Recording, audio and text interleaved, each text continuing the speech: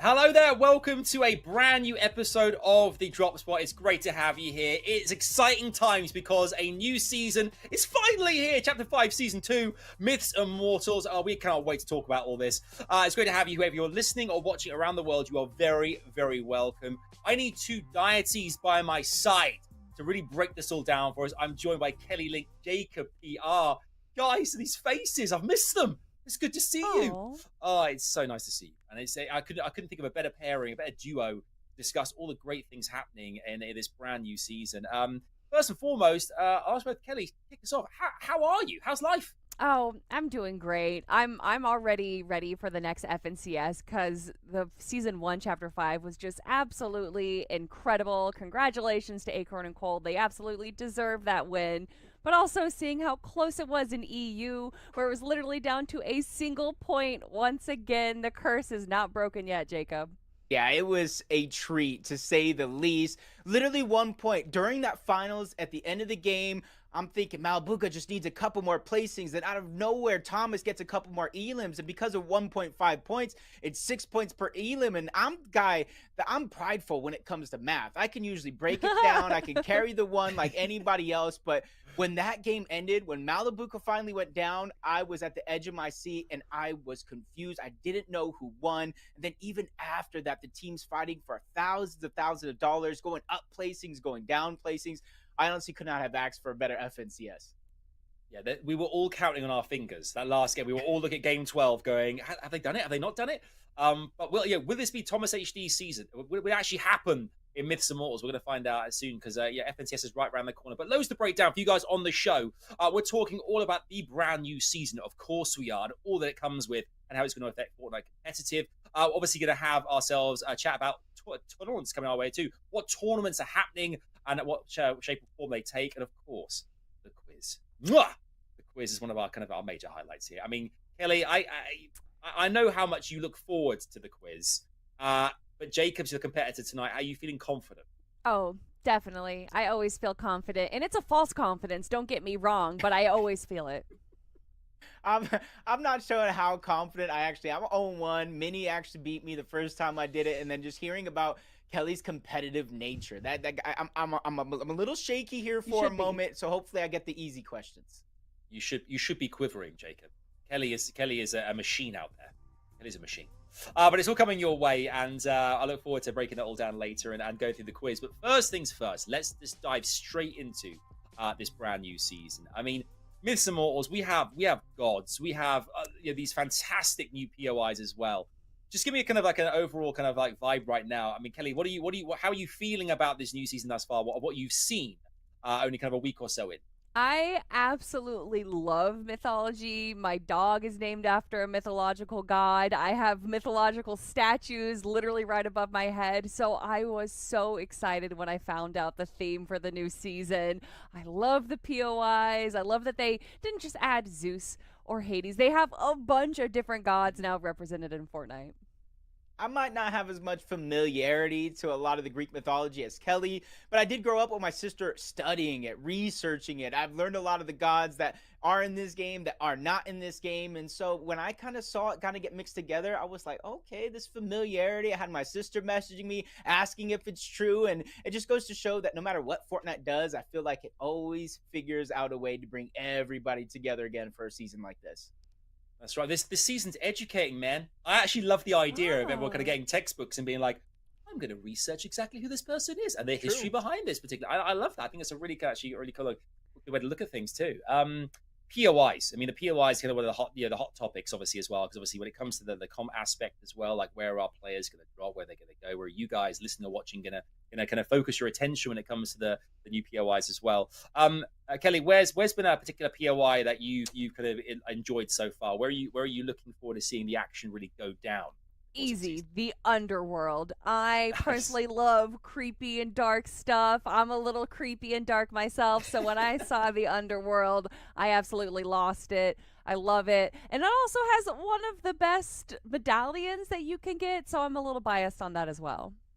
Yeah, honestly, I'm looking at Underworld myself. Like she's saying, the aspect of Siphon is so huge for something like this season. Well, I'm gonna go a little bit more towards the eastern side, not all the way to Mount Olympus just yet, but Grim Gates. I do love that POI. The new biome does allow you those 0 point dashes with that swamp water. But you speaking of medallions, the aspect of agility, the 3 0 point charges that recharge about every 10 seconds. And in a season like this, where you no longer have grapple blades, no longer have crash pad juniors, it's very, very hard to find mobility. Something like the aspect of Siphon is going to be huge for teams, not only to rotate to get out of a bad spot, but to even beat other teams to different things, different positions this season. Yeah, I feel as well with this season. Obviously, all of our POIs have scale, but this one, each of these, you mentioned like Mount Olympus there as well. It feels like a real kind of like gravitas to these locations. They feel like they really have this enormous expanse. The giant statue overlooking the rest of the kind of like the world Yes. below is just. I mean, Kelly, it's I guess for us as well, visually as well as actually kind of being there playing the game too. It's always great to see kind of such vibrance in these different POIs as well. I know. Look how regal Mount Olympus looks here with the marble flooring. And then, of course, it's Zeus, but it's not the old Zeus that we're used to. No, it's a bit more of a young, spelt Zeus. And then, of course, the fan favorite Zeus bolt right there, which I love. Yeah, it's one of those that you keep finding stuff out about it. Like one day of the new season just simply isn't enough to really figure out all of these things. So you got the aspect of combat right there from Brawler's Battleground, gives you a damage boost. So it's very, very important, no matter where you're dropping, what you're doing, that you have some sort of a plan really formulated out early. And, we talked about the medallions, but Zeus's DMR, the Huntress DMR, is so big this season because what we've seen last season is the reduction in snipers. Not everybody can get those, but now with the DMR and the mythic version, it's going to have players thinking, do I take the Warforged? Do I take the DMR? Because Storm Surge was so big in that last major, particularly towards the end of the games. Being able to use a DMR to hit a headshot, which is over 100 damage, or a body shot that whops a punch itself, is going to be huge. And I'm interested to see how people really kind of bring that into their game plan throughout the course of these games. Yeah, I can't wait to see as well. I'm just thinking about Endgame as well. We kind of obviously Endgame. We're always thrilled watching what happens, but when you enter things into the mix, like the Wings of Icarus, you have the Thunderbolt of Zeus. It's going to be anarchy. It's going to be so great to watch. Like, I mean, let's talk about these for a second as well and how they're going to impact things. I mean, the Thunderbolt of Zeus first and foremost. I love this. I love the damage. I love that kind of the fact that can really rip through builds as well here, Kelly, and kind of really kind of make things very difficult. And if obviously you have to watch the skies very closely now.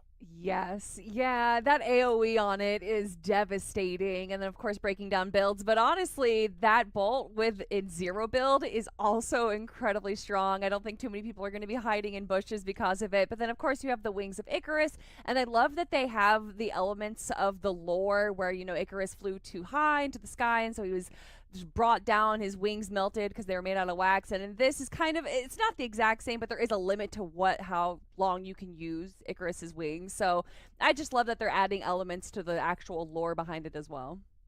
Yeah, to me, I just love what everybody in the community is really figuring out what you're able to do, stretching the capabilities of what standard. The Winds of Icarus usually used to use that attack from above, or they're just gliding through the sky, or even trying to boost to get away. But now there are little tricks. You could animation cancel the cover distance, mix that with the flow berries to try to get out while you're not stuck in the sky, prone to easy shots. And the same thing with the Thunderbolt of Zeus. You could combine that with either the aspect of agility, the 0 point swamp, and you can actually dash in between those Thunderbolt charges, so you're not as stationary as you once were. So I can only imagine, with just a few days already in the season on all this is coming out, when Major 2 rolls around, what type of gameplay we're going to see, what type of usage of everything in the inventory, what even loadouts we're going to see. Because obviously, if you take the Wings of Icarus, if you take the Thunderbolt of Zeus, you have to sacrifice something in your inventory to make that possible.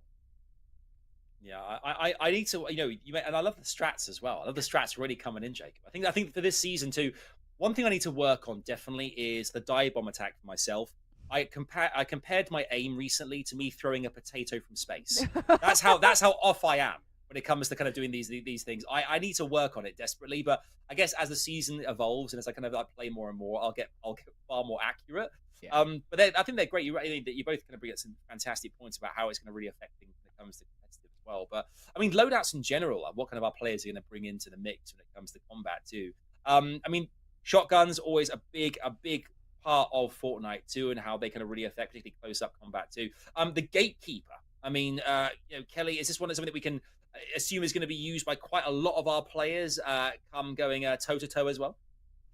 Yeah, I think so. I think we saw a little bit of it last season where these players, there was, the standard meta where everyone kind of had the same things in their loadout. But then we saw top teams like Peterborough and Poyo pull out the pistol and absolutely dominate with it. And I think this season has more of those opportunities where players are going to actually have a chance to kind of augment how they want to use their weapons or how they're going to kind of play with the meta. And Jacob, you were just talking about that, how players are already using the different medallions with the new wings and everything. Yeah, and then you got the new, you talked about it, the new way to change up your weapons. And at first, I was looking at the thermal, I was looking at the speed grip, and I was thinking, depending on what's in the game, I'm not sure I'd take those over everything else. But I kind of figured out that with a Thunderburst, you add the thermal scope, because the Thunderburst is an old weapon. It's already known to shoot through some of those builds, especially if you're double spraying them with your teammate. And then now you add the thermal scope and you can literally see through these boxes. No one can hide in bushes. There is no position around the map that you can really hide from with those thermals. So even seeing little things like that mixed with the old weapons. And then you talk about the Gatekeeper, the Huntress, the Warforged Assault Rifle. To me, it's going to be really interesting to see what really shines above all else. Because I feel like for the most part this season, we have a well-balanced loophole in terms of the weapons. Yeah, we really do. I mean, some of the weapons as well. The Warforged assault rifle, the Huntress DMR, the Gatekeeper shotgun, the Harbinger SMG, and the medallions as well. I mean, what is your favorite of these? What do you think is the biggest asset to have, Kelly? Is it the increased range damage, the faster sprint and a higher jump, 3 dashes, or is it the Siphon? What do you think is the one that you have to Siphon, have? man. Okay, First of okay, all, okay. I Hades just is want to ask the question. here. Siphon's back, and the fact that it's within this aspect of Siphon, I think, is going to be highly contested. I can't wait to see what teams are going to kind of vie for when it comes to the new items in the game. Because before, the medallions all did the same thing, right? They all gave you a little bit of shield. The more medallions collected, the more shield you got. And I love the fact that it also kind of gave you this radius of where people could find you throughout the map. But now each of these medallions do something a little different. And so I can't wait to see what people prioritize. Yeah, I think that's huge. That you kind of hit the nail on the head there, Kelly. It's just how different it is. Allows players to play a little bit of a different play style. You can get a little more aggressive, more clutch plays with the Siphon. The aspect of agility, it kind of makes it to where you don't need that extra rotation in your inventory because it does recharge every 10 seconds. And you can actually drop it for your teammate. You keep your chargers and give them those 0-point charges as well. So there's a lot of little intricacies with these. So initially when we started the show, I was on the aspect of Siphon, Underworld altogether, but just the more I think about it, the more what you're able to do as long as you kind of test your limits is huge. And I'm ready to see it, whether it's NA, EU, Brazil, the Asia region, OCE. I feel like somebody here this season is going to do something phenomenal that we're going to talk about up into the Global Championship. Yeah, I'm feeling that, man. I'm definitely feeling that. That's what we live for as well. Those kind of those moments, because for all of us here who are kind of who love talking about Fortnite competitive, kind of are very lucky to work in the kind of world of it. We still remember those moments for seasons ago. We still have those ingrained in us. We all kind of you guys listening and watching have exactly the same feelings about them too. So I mean, going back to the kind of very quickly the kind of Underworld Hades side of things and Siphon. Shout out the Battle Pass as well. Shout out to the Battle Pass because that Hades outfit is a banger, by the way, Kelly. I love it. And I mean, I've always been a big fan of Fortnite's Battle Pass. I love that you can kind of just buy it once and then it lasts you forever. And so to see them come out with a great Battle Pass for Season 2 just makes me love it that much more. Can we take a second, though? Can we take a second? Because we talked about Aphrodite. We mentioned Ares. We mentioned Zeus. Okay. Can we take a second and appreciate Poseidon for a moment? Can we just appreciate Poseidon for all the glory in which he's brought to Fortnite this season? Just take a pause, take a moment. Let's just breathe, because I think that's the skin. That's the go-to skin this season. A little bit memey, of course, but I think if everybody knows me by now, I feel like I'm a walking meme in terms of having fun, especially when it comes to Fortnite. Poseidon has to be the go-to. Yeah, I'm seeing a few squads as well of like the green iterations and the kind of two pinkish ones too. and squatting. I mean, the Poseidons are fantastic. I mean, very, talking about the kind of like the how things are going to be affected competitively as well. Want to touch on bunkers for a second here as well. Obviously, Ooh. chests, mob benches, weapon cases, and such. Are they worth going for? No, that's the first. Yeah, that's the biggest part of it. Are they definitely a must-have? You think, Kelly, in your kind of your strats? Do you think it's definitely worth your time focusing on those kind of things? So, there's a level of RNG. There's 9 bunkers throughout the map, and only 6 of them are going to spawn at a time. So, as far as always going for it, that's going to depend on where you drop and then which bunker actually spawns. But yeah, between the weapons bench, the incredible loot that you get from it as well, you're definitely going to be going for this bunker, especially if it's near your POI. I like the fact that they kind of place them as like a circumference around the center of the map so that they kind of reward the teams that are on the outside, because we've seen some teams kind of go for the center and have a little bit of advantage when it comes to rotation. So this kind of changes that up a little bit by spreading them out so far. Yeah, and just kind of add in the fact that they can actually spawn in the zone now as well, which kind of looking at games, second zone closing, third zone openings, typically you do see a lot of teams in zone, whether they're getting extra loot, trying to get a reboot, or just get something to get themselves back into the game. And now the bunker being there is going to allow that extra something for this team to kind of get them back into the game. But you mentioned combat caches no longer being in here. We just went from 25 possible combat caches because they spawn between 2 teams to 6 bunkers spawning in a game. Do I think Yeah. they're pivotal for anybody to turn themselves around? Yes, but I feel like they're going to be so risky to go after, because even in my rank games, I'm getting people camping in these bunkers, waiting for me to go Yeah. down, try to enter them. And that is going to be a viable strategy this time around, since there is such few around and there's a lot of environmental space that isn't breakable that you can use to kind of shield yourself and have a one-way entrance trap point. I mean, do you think you've got to be even more? Obviously, players, you guys listening, watching the competitive pool of players as well. Who we see on the likes of FNCS. Obviously, they're always checking out their six, making sure they're behind them in the storm. You never know who's rotating behind you, who's moving around. Now you know that these kind of bunkers are so lucrative when it comes to loot and such as well. Are you even more aware, Kelly, of your surroundings? Thinking, we know one of the strats is to go into the storm on purpose to get that stuff that we need here. Do you think that's kind of like something that they could be thinking about a lot more so, or are they just naturally thinking about it anyway? I think that they're definitely going to be thinking about it more so, especially now that you don't have to take down an NPC to open up the bunker. They just naturally open up already. And I think that means that people aren't going to have this kind of audio cue or see that, oh, the NPCs are gone. That must mean that someone's in the bunker. It's going to be a lot more random. And by it being random, you kind of have to take a little bit more precautions with that. And I Yeah. feel like the only way to safely clean those out without actually going in is the Thunderbolt of Zeus. You just Of kind of charge it course. in there, let the splash damage do its thing. But it just takes so much time that I kind of agree with you once again, Kelly, that it's just going to be one of those risky scenarios that takes a lot of thought process, but you have such little time to actually make that decision.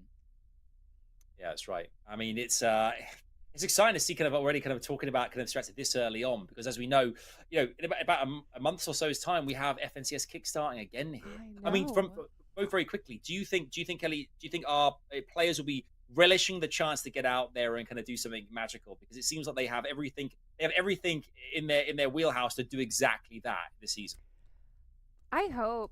But as far as historically speaking, most teams just tend to go with the meta. Even if it doesn't work well for them, they Yeah. will still stick with that strategy over and over and over again. I do think within the next week or so, we will definitely see some sort of like meta come out, and hopefully it's something fun.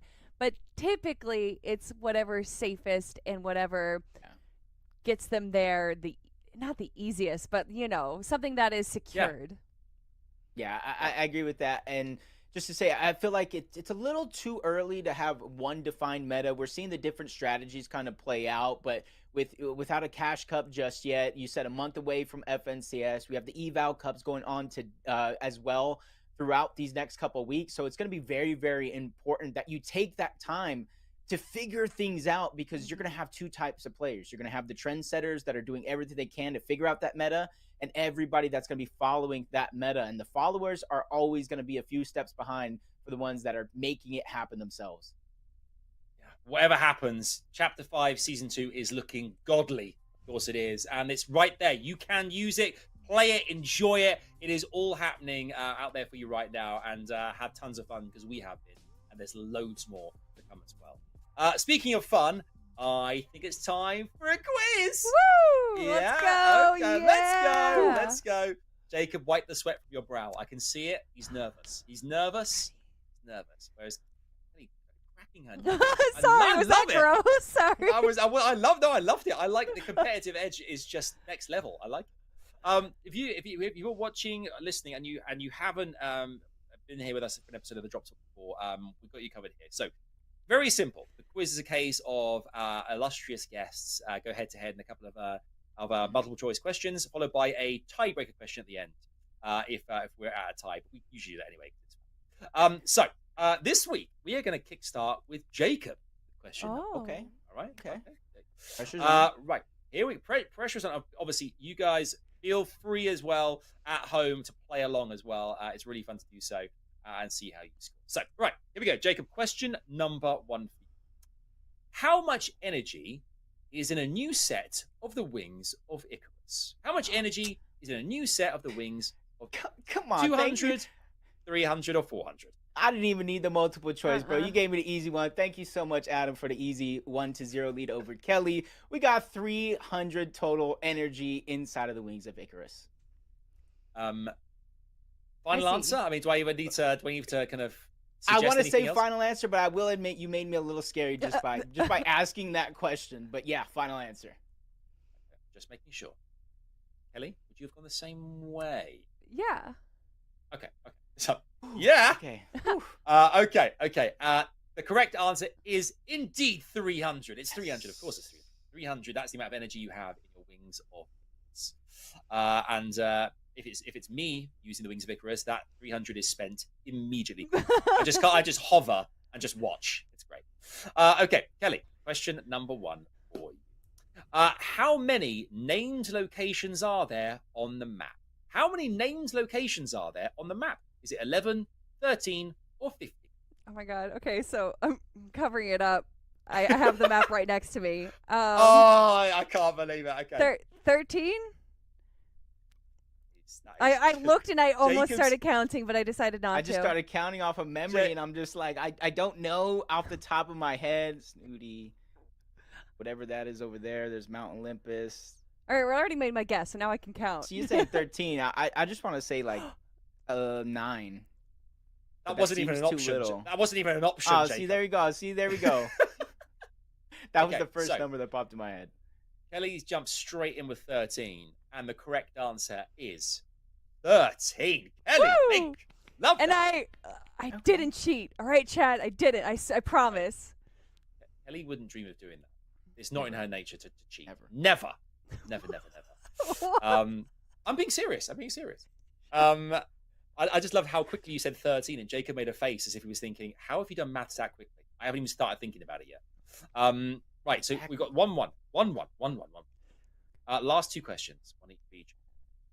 Right, let's see if we can go out in style and get a 2-2 going into the tiebreaker. Jacob, how much faster can you sprint with Zeus's medallion? How much faster can you sprint with Zeus's medallion? Is it 20%, 30%, or 40% faster? Thankfully, I got multiple choice answers, and I'm just trying to think. It's not 20% because that just seems too slow off the top of my head. So it's the 2 middle ones. So it's 30 or 40 is the 2 middle ones. Mm-hmm. So math says to me, because if you don't know the answer, it's usually C. So I'll go C. Okay. That's your final answer? That's the logic. That's my final answer. My by schooling logic. And then you look down and you see your last 10 answers are C, and then you got a problem. So true. Well, it definitely wasn't 20%. Kelly, would you have gone 30 or 40? I think I would have gone 30. Okay. I don't know, though. This is for the win almost. Well, Jacob locked in 40%, and he was correctamundo. Yay! It was 40%. All right. Nice work, Jake. Okay, we got 2-1 to Jacob, but Kelly's got a question to go. Okay, this is it, Kelly. And I don't recall on a drop spot ever being like full points going into the last question. So this could why be, would this you could, put this this could be pressure Sorry, on me? I'm sorry. I shouldn't have done that. But I'm just saying the stakes are high. They always are. Kelly, your question is this: how long does it take to recharge a dash on Cerberus's medallion? How long does it take to recharge a dash on Cerberus's medallion? Is it 10, 12, or 15 seconds? 10 seconds. Final answer. That's a quick lock, Jacob. That is next. She's right. She's right. I feel like I said it in the beginning as well, but she's 100% right. If it's not 10, it's 12, and I just count incredibly slow. Well, the rapidity of that was pretty spectacular. I can tell you, it definitely wasn't 15 seconds. Oh no. Was it 10 or was it 12? The correct answer is, in fact, 10. Yeah, Let's go, Tutu. Okay, Love congratulations, Kelly. Win or lose, we made history here today. That's right. We need to be proud, Jacob. Best duo in A. We needed, I said, a godly performance, and you guys have delivered. You delivered the goods, or you delivered the gods. Right, here we go. A tiebreaker question. This is, and obviously the tiebreaker is all about the closest answer is the win. The closest one to it. Okay. And interesting as well, we usually with this question as well, we always have someone who's obviously won at this point or lost at this point, but you're both tied. So Who gets to answer first? Should we write it down on a piece of paper and then show it? Oh, I love that. Yes, do that. Let's see what any listeners who aren't watching, who are listening, I will obviously read the numbers out. Both say, okay, this is it. Jacob, you got some my paper. And a pen? It's a little small piece of paper, but I got it. Are you writing on a piece of tissue, Jacob? What was that? What was that you just had? It was actually like a piece of work that I saw that I didn't write it on the side. So, I thought you don't need the whole paper for work, do we? That's Jacob PR. He's always got a scrap piece of paper just in case at any given situation. Okay, here we go. Right, tiebreaker question. How many god chest spawns are there on the map? How many god chest spawns are there on the map? The closest answer wins. Right down for listeners, I'll describe what's happening right now. Both of them are looking mightily confused.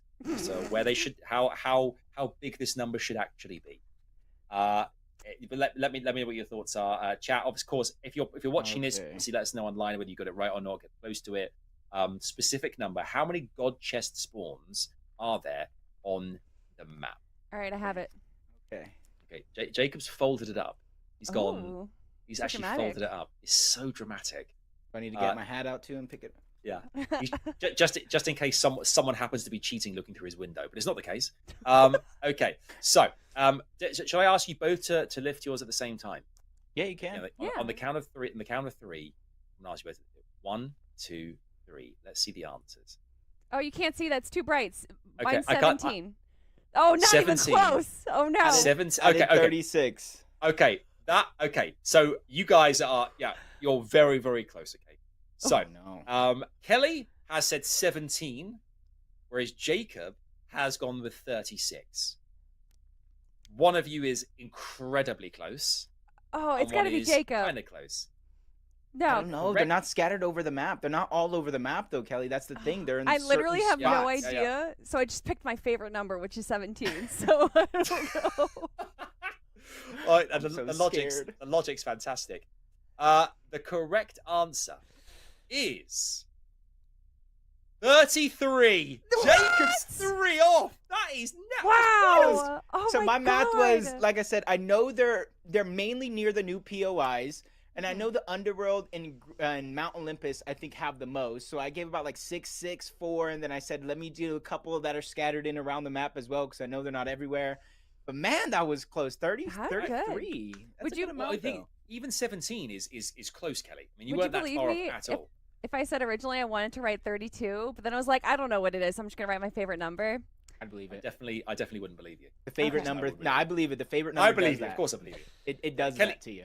Kelly Link wouldn't dare tell a fib. There's no way. Me? No, absolutely not. I mean, I think that 36 and 17, amazing answers. You guys watching, listening at home, how did you get on? Were you close? That's our quiz for today. Jacob, you are the winner, but you guys both did superbly. 3-2 there in the end. Amazing.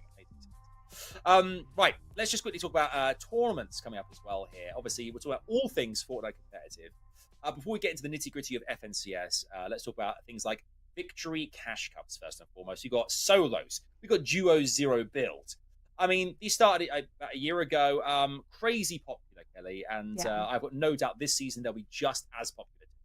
Yeah, I mean, more opportunities for players to win is just a win-win for everyone. It's a win for Epic, it's a win for the players and everything. And I primarily play zero build, so to see them kind of reward more of the zero build players, I know that there is obviously a huge audience for them, is absolutely incredible. I can't wait to see if we have some of the standard battle royale pros come into zero build and kind of show off. I know that there's been vague discussions on, oh, well, they might not be Fortnite FNCS pros, but they're zero build pros.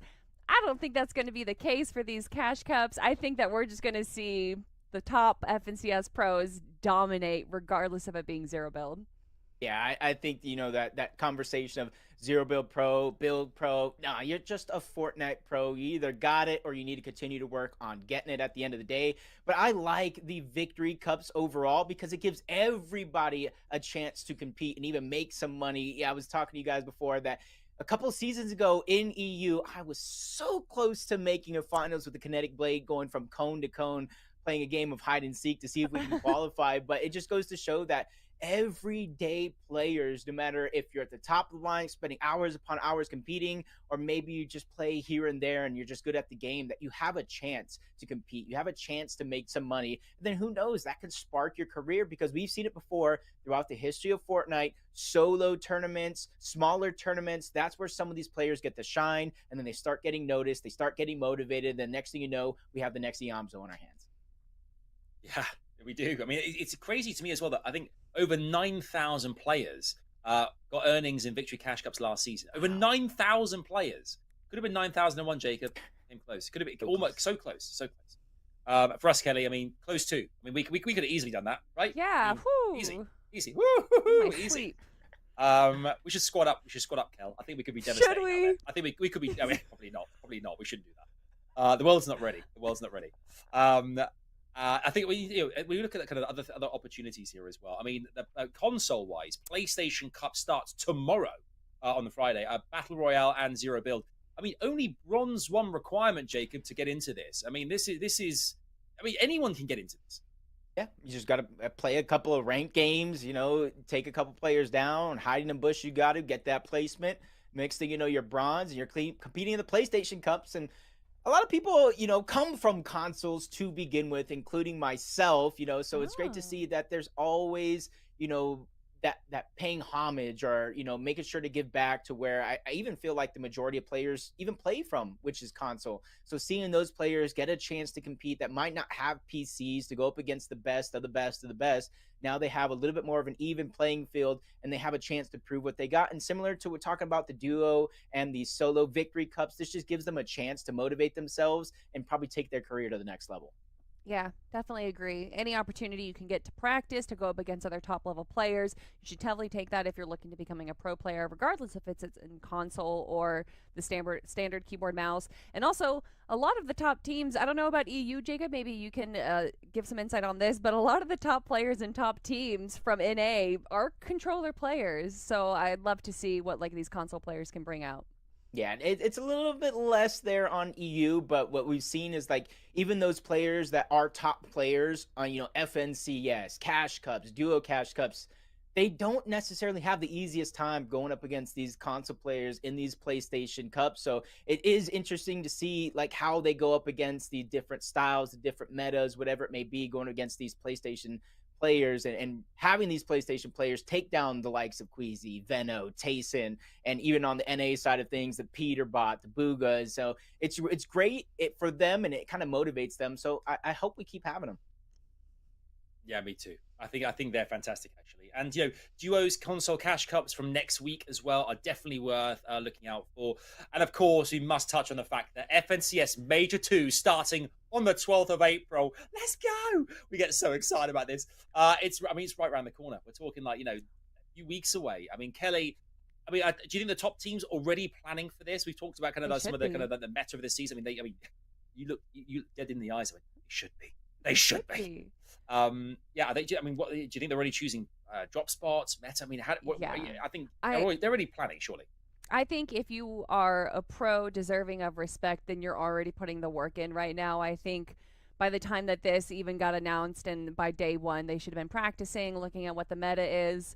I think that a lot of these duos, that, I mean, we saw Europe have 1 million players go through the qualifiers, and I think that there is a lot of players trying to prove themselves, and we see each major that there's new duos coming up, rising the ranks, breaking into top 10. And I think of these lot of like standard pros that we've seen throughout the years need to start picking up their game. If you look at NA, the top 10 was pretty much the who's who of NA, but I think that the skill floor is starting to increase, whereas the skill ceiling was super high in previous chapters. I think that that kind of gap between skills is closing more and more, and so newer players are going to have more of an opportunity to break into the top 10, top 5, or even first place. Yeah, I think you're kind of hitting it on the nail again, Kelly. Just a genius in this show that if you're not already preparing, even days ago, if you're not preparing, you're going to be behind. And, I kind of start to think, how much do you really want it as a player? Because already in both regions, you're seeing Brawlers Battleground have the best of the best try to claim it. Acorn and Cold, Clicks and Epicwell, Queasy Thomas, Malibuca Mustache, and they're all going ahead and switching it up as time goes on because they're realizing what is at stakes for Major 2. There's 3 teams between NA and EU that don't really have to worry. They already have their global championship spot, but everybody else better be preparing almost every second that they can for something like this, because as Kelly said again, in NA and in EU, this has been the most competitive we have ever seen FNCS. Last year in Chapter 4, you probably heard me say maybe 3 teams have a shot to win it. This time around in Major 1, I said there's probably 10 teams at the top of my head that have a good chance to win the FNCS, and I don't think that's going to slow down anytime soon for Major 2, so it's better to get on it right now so that way you don't have to worry about it later. Love that. Absolutely right. And if FNCS, of course, is too far away, then you can get involved in all the tournaments before then, like the PlayStation Cup. There's also Rank Cups, Mix Up Mondays. There's loads of ways you can get involved. You guys got to be excited there. I think it's going to be one heck of a season, and I can't wait for that to kick off very, very soon indeed. Thank you, guys. Kelly, Jacob, I just love hanging out, guys. We should do this more. This is really fun. For anyone who is unfamiliar with where you guys are online, Kelly, where can everybody find you first? Jacob afterwards. Kelly, kick us off. You guys can find me on social media at Hello Kelly Link, pretty much everywhere. Although I will give a warning, I'm not on social media much. So if you want to find me, you just have to kind of search, and maybe you'll randomly find me. Who knows? Okay. I like that though, Kelly. You can find me at Jacob_MVPR on Twitter, Jacob MVPR everywhere else. I'm getting into content this season more than ever. So if you guys want to figure out how things work, whether if it's the bunkers or some of these mythic items, make sure you guys give it a follow because they got more coming at you.